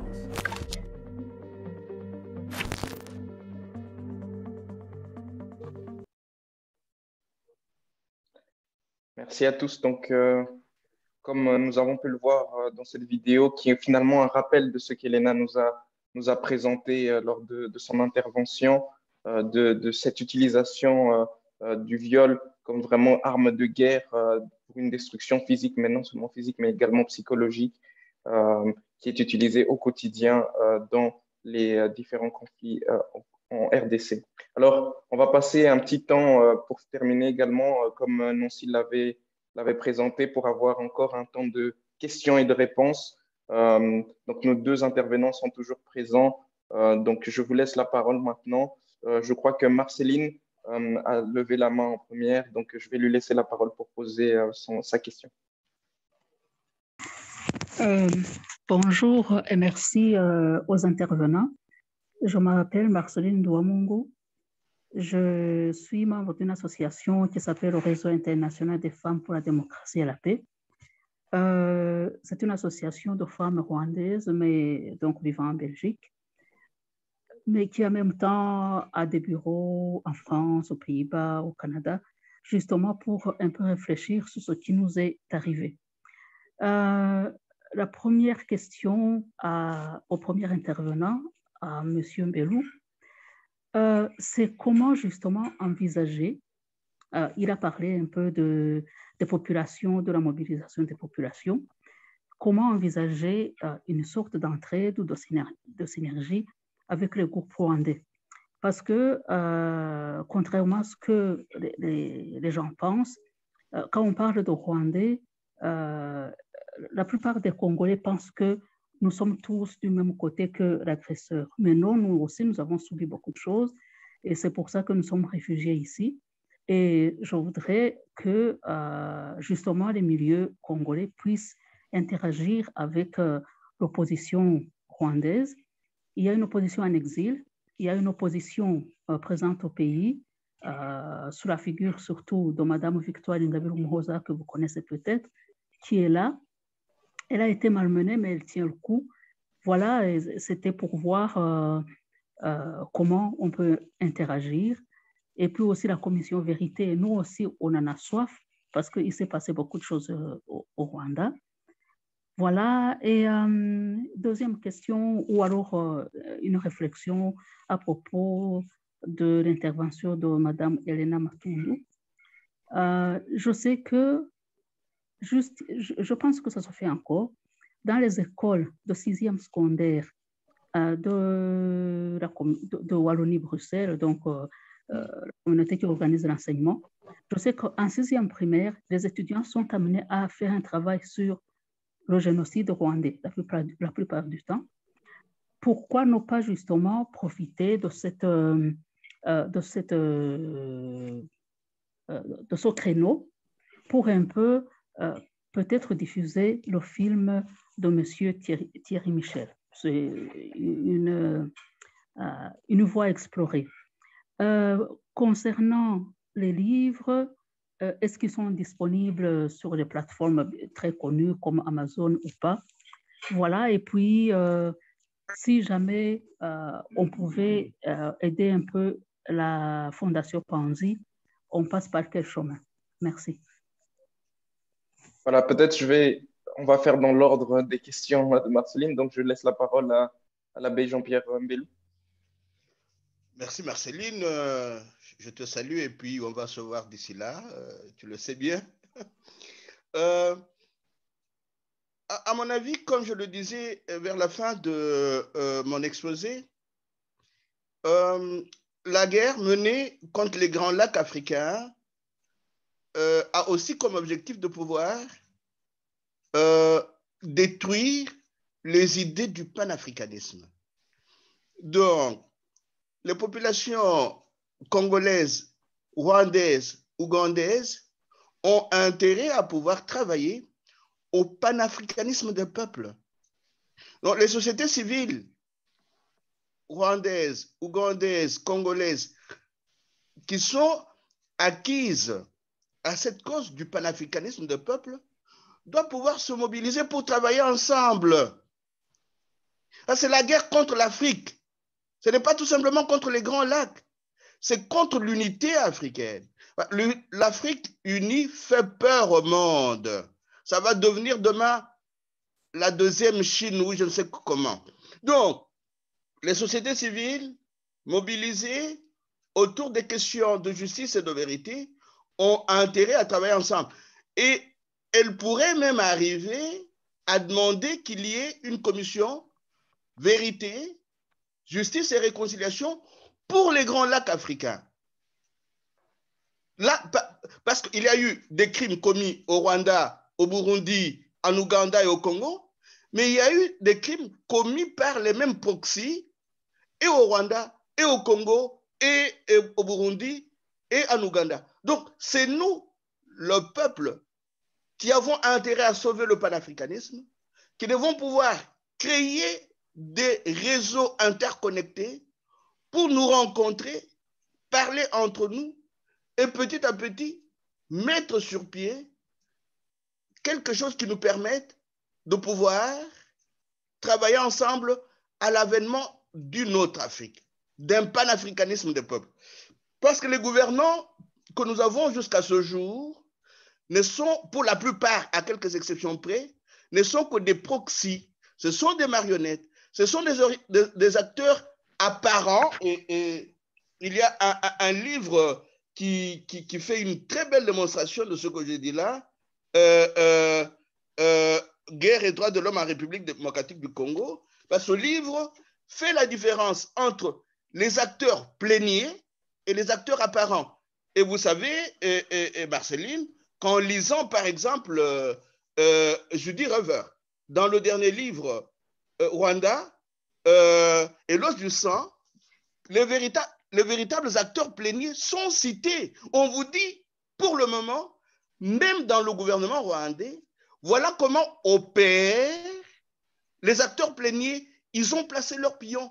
Alors, nous voyons souvent Kagame sur le devant de la scène. Nous voyons Tshisekedi sur le devant de la scène. Nous voyons Kabila sur le devant de la scène.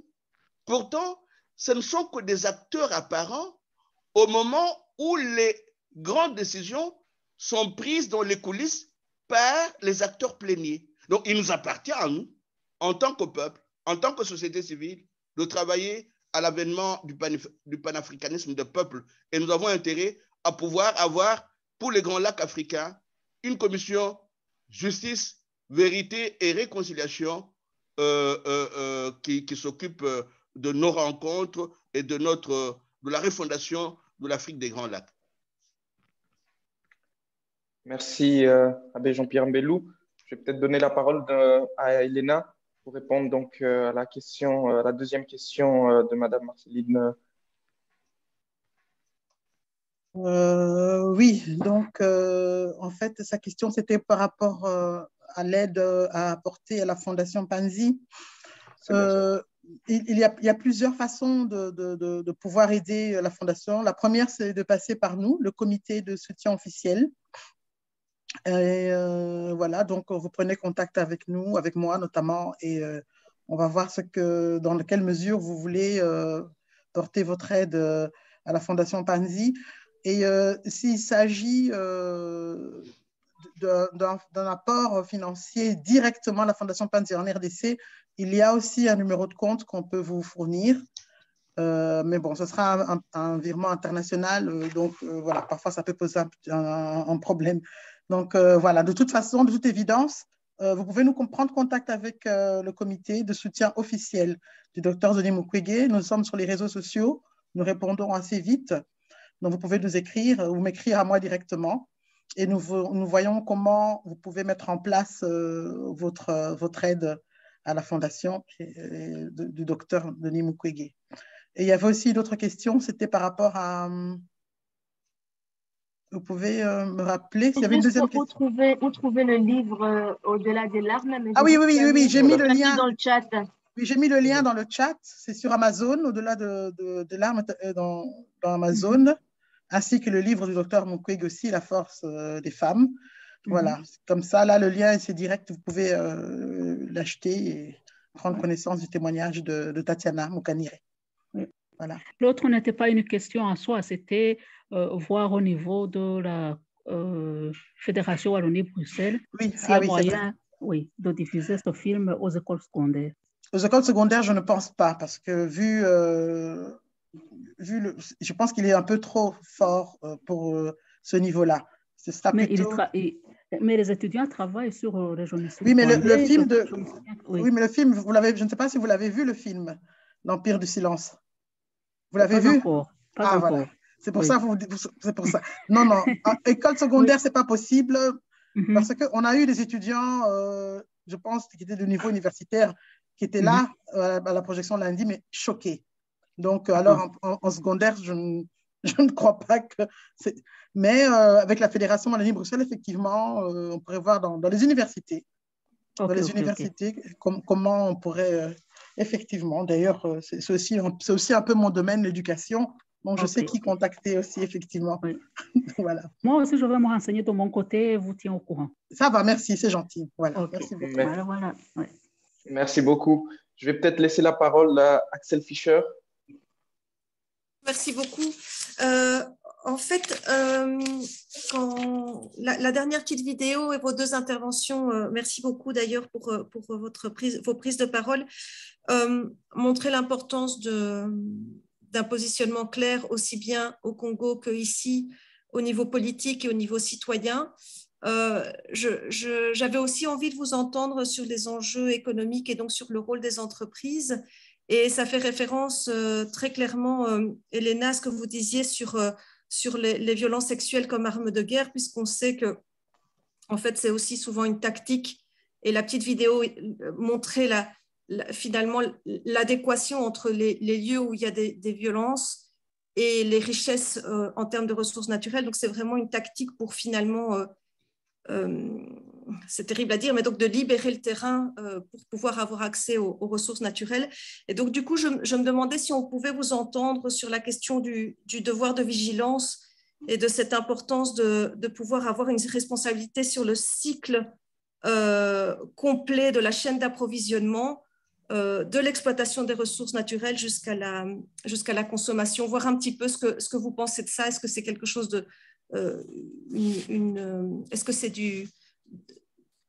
quelque chose qui peut être concrètement mis en place ou est-ce que c'est un doux rêve associatif? Merci beaucoup. Est-ce que la question est aux deux intervenants ou à un des deux? Aux deux, s'ils ont le temps. Je pense aux deux. Après, Manuel, juste, il y a Philippe qui était là aussi dès le départ. Pas de problème. Et la dernière fois, nous avons eu une conférence à laquelle a participé un membre de CADTEM, Comité pour l'annulation de la dette du tiers-monde. Ce comité est très intéressant au sujet de la question que vous soulevez. Pourquoi? Parce qu'il a fait un travail remarquable qui nous permet d'avoir des documents sur la façon dont fonctionne cette chaîne-là d'approvisionnement. Mais en revenant à mon exposé, je pourrais dire ceci. Tant que nous aurons des États faibles, faillis, ratés, cet appel à pouvoir suivre la chaîne d'approvisionnement ne peut être assuré que par des sociétés civiles vigilantes. La vigilance devrait d'abord être assurée par les sociétés civiles dont les membres, à un certain moment, jouent le rôle de lanceurs d'alerte. Mais attendre des gouvernements fantoches qu'ils organisent un suivi du point de vue de la chaîne d'approvisionnement, c'est faire comme si ils n'avaient pas été choisis, en fait, parce qu'ils étaient incapables de faire ce travail-là. Donc, ça, c'est mon point de vue critiquable. Il appartient aux citoyens de pouvoir s'organiser de façon à identifier cette façon de faire. Et les sociétés civiles qui sont aujourd'hui debout essaient de faire ce travail-là. Et même au Congo, il y a des compatriotes qui essaient de se lever pour aller dans le sens que vous souhaitez. Personnellement, je ne suis pas très confiant dans un travail quelconque qu'on pourrait effectuer un gouvernement fantoche qui est là, en fait, parce qu'il facilite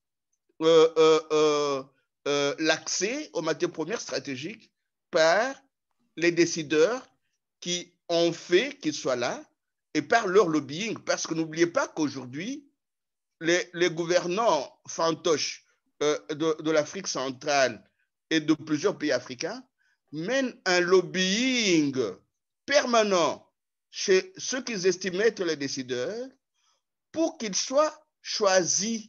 Donc, il y a d'abord un choix qui se fait de l'extérieur, ils sont choisis, et ce choix-là est faussement avalisé par les élections que nous dénommons piège à con dans nos pays respectifs. Donc, il appartient aux citoyens éveillés de pouvoir s'organiser pour pouvoir mener le travail que vous souhaitez. Elena? Oui, en fait, pour répondre à Axel, le docteur Mukwege a fait un plaidoyer en tant que prix Sakharov auprès du Parlement européen et pour qu'il y ait une traçabilité des minerais utilisés dans les téléphones portables ou en tout cas tout ce qui est métal précieux, notamment pour les minerais extraits en RDC. Malheureusement, oui, l'Union européenne a reconnu effectivement, et il a demandé qu'il y ait une traçabilité de ces minerais aux entreprises, mais ce n'est pas contraignant parce que les votes n'ont pas été des votes il n'y a pas eu assez de votes. Ce qui est très étonnant. En fait, je pense que peut-être à ce moment-là, il y avait un manque de lobbying. Il y avait un manque de lobbying de citoyens. Et le lobbying des entreprises était plus fort. C'est-à-dire que oui, l'Union européenne impose une traçabilité des minerais, donc des minerais rares et des minerais précieux, mais ce n'est pas contraignant. Donc, voilà, à ce moment-là, que faire pour que cela change? Je connais une entreprise qui fait des téléphones portables verts, comme ils disent, des téléphones portables dont la traçabilité est peut-être est reconnue. Et c'est une entreprise hollandaise. C'est la seule entreprise qui fait ces... je vais essayer de retrouver le nom pour vous mettre dans le chat. C'est la seule entreprise qui fait des téléphones portables équitables. Voilà. Donc, Fairphone, exactement. C'est ça, merci beaucoup. C'est la seule. Même à un moment donné, d'ailleurs, elle a dû arrêter ses activités parce que je présume qu'elle a été combattue, mais ils sont revenus. Ils sont revenus sur le marché. Et donc, voilà. Personnellement, moi, en tant que citoyenne, je n'achète pas de portable. Je n'achète pas de portable. Les portables que j'utilise sont des portables qui me sont donnés. Pourquoi? Parce que j'estime que je ne peux pas acheter quelque chose qui fait que quand je remonte la chaîne, j'ai peut-être un viol derrière mon appareil. Donc, voilà, je n'achète pas de portable. J'ai aussi rencontré une jeune étudiante qui a fait son travail de fin d'études sur la traçabilité des minerais, le coltan, le manganèse et tout ça. Et elle a réussi son exposé avec brio parce que et les enseignants, et le directeur, et les autres étudiants étaient surpris de ce sujet. Donc, ce sujet qu'elle continue à présenter maintenant aussi dans les écoles, étant donné que je pense qu'une sensibilisation aussi de ce côté-là est nécessaire. Donc, voilà. C'est tellement à un niveau tellement haut que pour vraiment faire bouger les lignes, il faut se battre. Il faut se battre et les citoyens doivent se donner la main et créer un lobbying auprès du Parlement européen pour inverser la tendance. Donc, voilà. Merci beaucoup, Elena. Simplement un petit ajout, un petit commentaire en plus par rapport à ce que tu disais. Donc, effectivement, le Fairphone est une des alternatives, mais il y en a d'autres qui se sont présentées ces dernières années. Donc, n'hésitez pas à faire des recherches. On peut rapidement trouver ça en faisant quelques petites recherches. Mais je sais qu'il y a d'autres alternatives qui se sont présentées ces dernières années pour offrir aux citoyens, aux citoyennes la possibilité d'acheter des téléphones qui sont effectivement équitables et avec une traçabilité claire. Je vais laisser la parole donc à Spider. À Philippe. Lionjo, oui. Oui, bonsoir. Oui, c'est vrai que c'est écrit Spider Lionjo. Bonsoir, je suis Philippe Lionjo, je suis congolais, j'habite à Genève. Où je travaille aux Nations Unies, je travaille au commissariat aux droits de l'homme, je travaille au bureau qui a sorti le rapport mapping, qui est à l'origine du rapport mapping. Je vais partir un petit peu en dernier en rebondissant sur ce qu'on parlait d'Elena au niveau économique.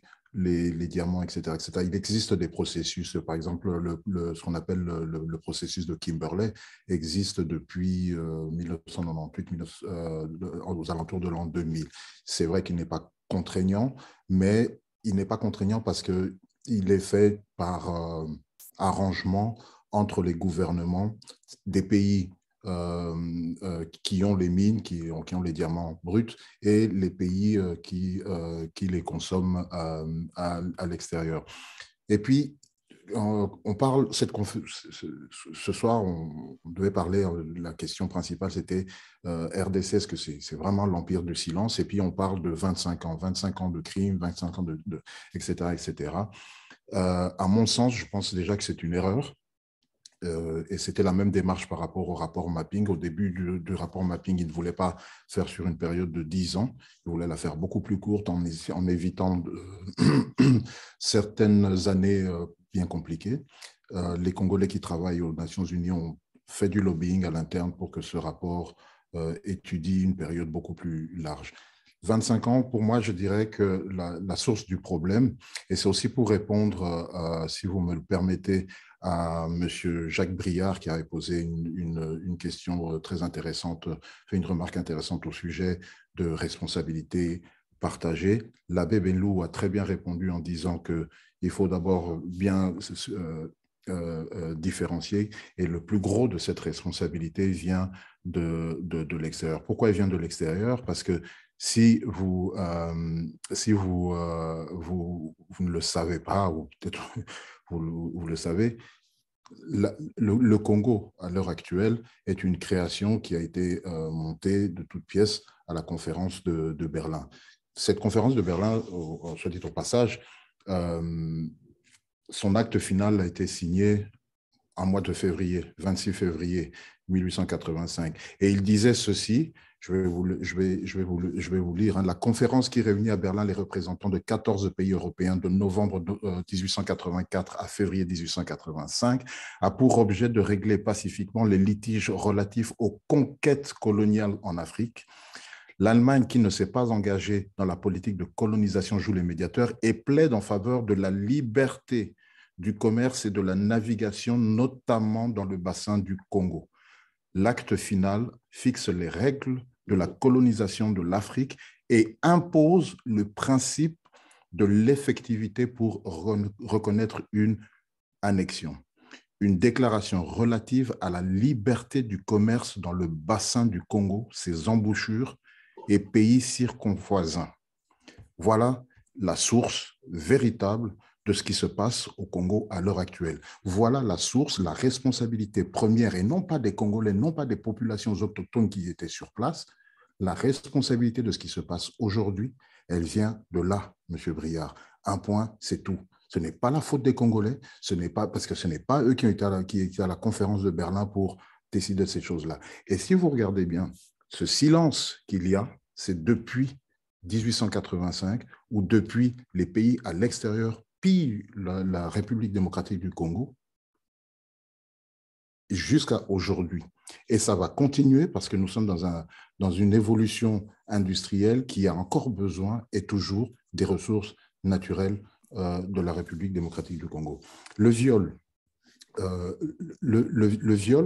dans tous les conflits sur cette planète, le viol a été utilisé par les armées puissantes et gagnantes pour assujettir, pour humilier, pour détruire le moral et ainsi casser la volonté de rébellion. C'est pour ça, quand on pose la question, monsieur qui est avec Madame Le Garoua, quand on pose la question pourquoi les populations aujourd'hui ne se révoltent pas, pourquoi ces populations ne descendent pas dans la rue, comme par exemple lors de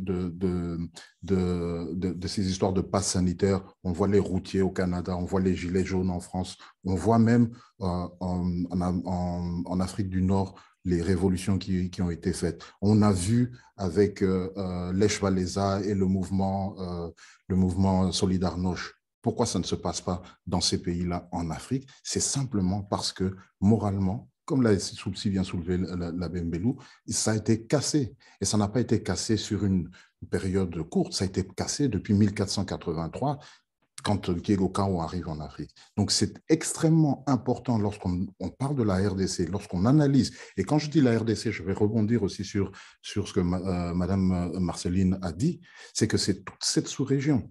Rappelez-vous que ce n'était pas la colonie, le Congo belge, on disait le Congo belge, mais la réalité, c'est que c'était Congo, Urundi, Rwanda. C'était ce qu'on appelle ces trois pays aujourd'hui qui étaient sous domination commerciale. Et la colonisation au Congo, dans cette région, n'était pas une colonisation autre qu'une colonisation commerciale.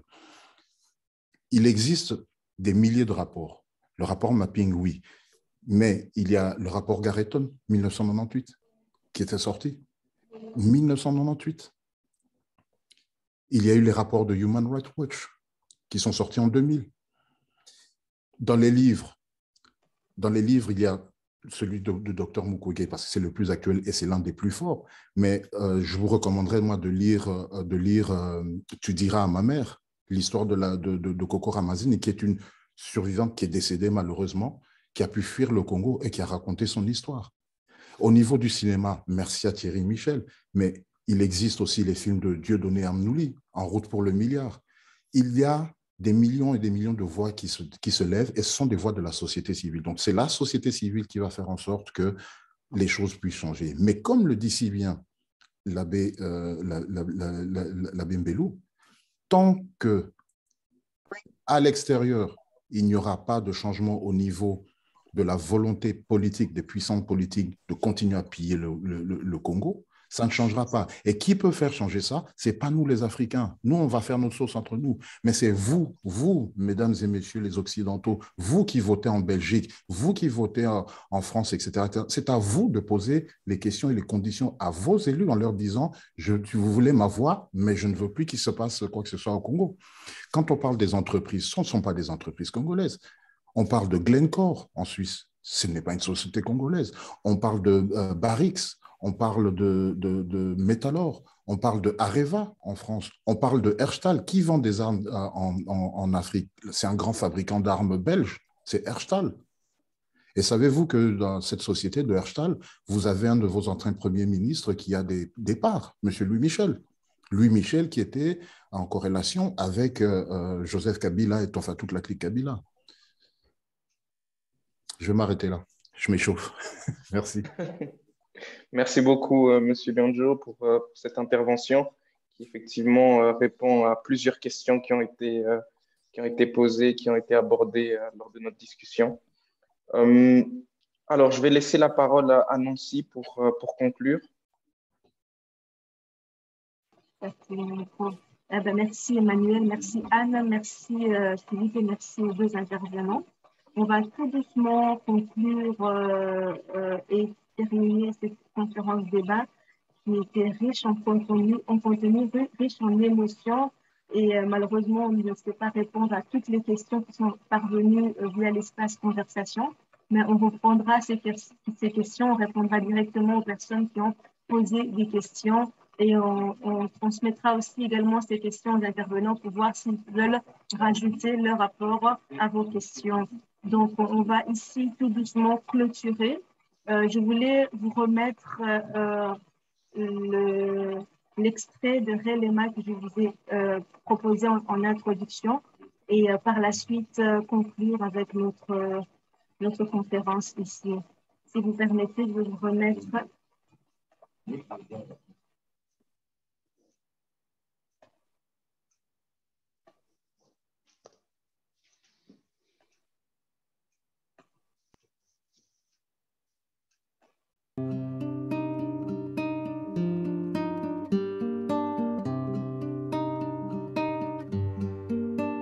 Quelques lignes infimes pour les crimes infâmes, tout un peuple infirme et les larmes d'une femme.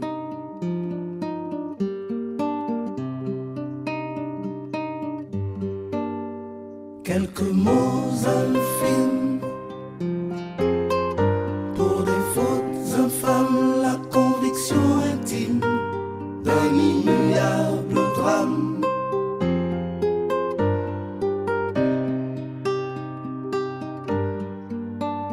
Dis-moi toi qui sais, pourras-tu un jour me pardonner?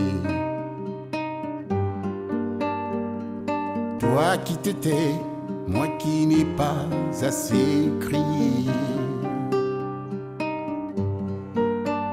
Dis-toi qui as vu, pourras-tu un jour aimer? Toi qui as survécu, je n'ai pas su te protéger.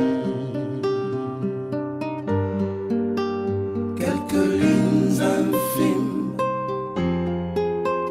pour des crimes infâmes, tout un peuple infirme et les larmes d'une femme.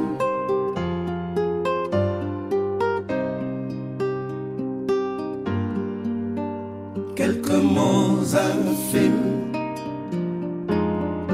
pour des fautes infâmes, la conviction intime d'un immuable drame.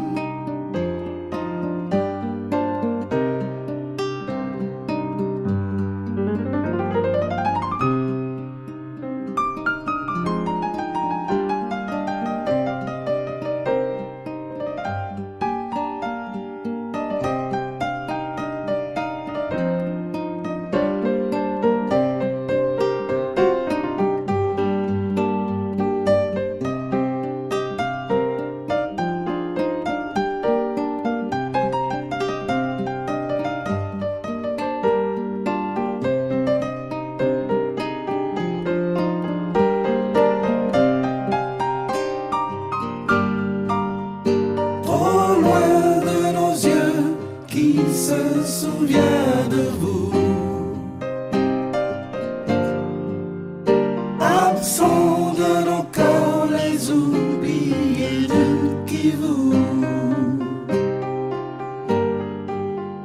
Les jours les plus sombres quand l'eau se change en nuit. La vie n'est qu'une ombre en ces temps de mépris. Quelques lignes infimes pour des crimes infâmes, tout un peuple infirme et les larmes d'une femme.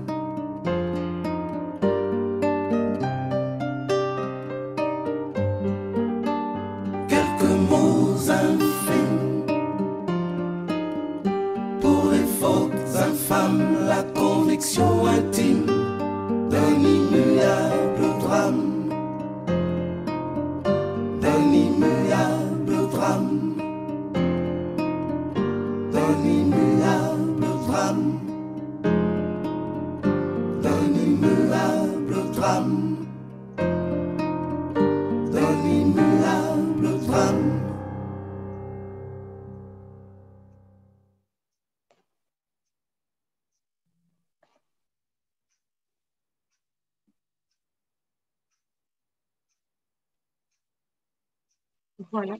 Voilà, voilà. Est-ce qu'on m'entend?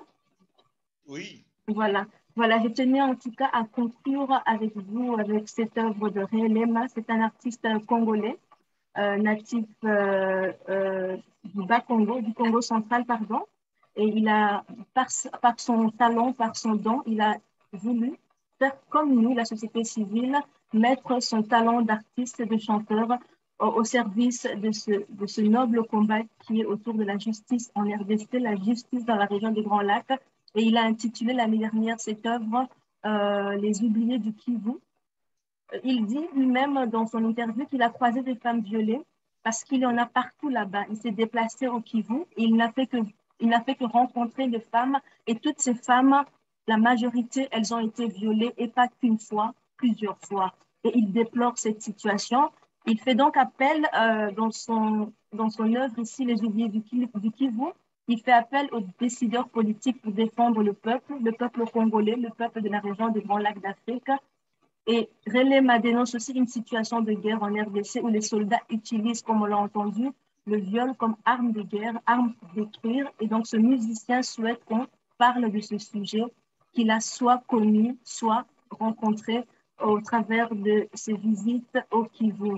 Et il cite dans des termes que je ne vais pas répéter, que les criminels de guerre doivent absolument répondre de leurs crimes et que le rapport mapping qui a fêté l'année dernière ses 11 ans, ce rapport mapping et les recommandations dans ce rapport doivent absolument être appliquées et il est hors de question de continuer de remettre la responsabilité de la justice pour les crimes de la région des Grands Lacs seulement entre les seules mains de la justice congolaise. La justice internationale, la Cour pénale internationale, elle a un devoir moral, c'est celui de faire respecter la justice, la sécurité internationale, et elle a un instrument qu'elle peut faire valoir, comme il en a été question en ex-Yougoslavie, dans le génocide arménien, dans le génocide rwandais, de faire appliquer ce qu'on appelle en droit international la compétence universelle qui permet à une organisation internationale comme la CPI d'aller au-dessus de la compétence nationale d'un pays et de faire appliquer via cet instrument qu'on appelle la compétence universelle, d'appliquer une justice internationale. Cette justice internationale que réclame le docteur Denis Mukwege depuis plus de 10 ans maintenant et que toute la société civile au Congo comme dans la diaspora réclame. Et donc, cette société civile que nous représentons, disons, il n'est plus hors de question de permettre à l'ONU, aux institutions internationales de nous répliquer en nous demandant de retourner auprès des politiciens congolais, comme l'abbé Jean-Pierre Mbelu l'a expliqué et comme Elena aussi l'a approfondi. Ces responsables politiques en RDC, Tshisekedi ou avant, nous savons très bien par quel mécanisme ils sont arrivés au pouvoir et donc nous savons très bien la compétence, l'autorité suprême qui se lève au-dessus de ces personnes sont entre les mains de la communauté internationale et c'est à elle de jouer son rôle. Et c'est ainsi que je voulais conclure avec vous cette conférence en vous proposant cette autre manière de se mobiliser à travers le chant avec cette œuvre de Relema que je voulais en tout cas vous partager, vous faire découvrir ce soir. Je vous dis merci. Anne et moi et Emmanuel, nous vous disons merci, merci beaucoup de vous être mobilisés pendant cette soirée pour en tout cas marquer votre solidarité, témoigner votre solidarité en faveur de la question de l'impunité en RDC, la question de la justice en RDC. Et nous allons proposer avec Justice et Paix plusieurs d'autres moments de sensibilisation autour de la question en RDC, d'autres moments où nous allons, à travers notre collaboration, proposer la projection en intégralité du film Empire du silence du réalisateur belge Thierry Michel. Donc, restez à l'écoute. Nous reviendrons bientôt vers vous pour vous proposer des dates et des lieux pour nous retrouver et continuer cette réflexion qui ne peut se terminer en une soirée. Vous l'avez bien compris, c'est une réflexion qui demande plusieurs temps de sensibilisation et de mobilisation. Voilà, je vous remercie. Je remercie tout le monde, Philippine, je remercie Axel, je remercie vous tous, Brigitte, je vois ici Odette, toutes les personnes, Bruno, vous tous qui vous êtes connectés pendant 2 heures pour témoigner votre solidarité par rapport à ce qui se passe en RDC, par rapport à cette question de l'impunité. Merci beaucoup, merci du fond du cœur et on vous retrouve bientôt. Merci Brigitte, merci Bruno, merci Emmanuel, merci Philippe, merci Axel, merci Philippine et à bientôt. Merci à toi, Nancy. Merci, Nancy. Merci beaucoup. Merci. Merci, Nancy. Merci à tous. Au revoir. Merci, au revoir. Merci beaucoup. Au revoir. Au revoir. Merci.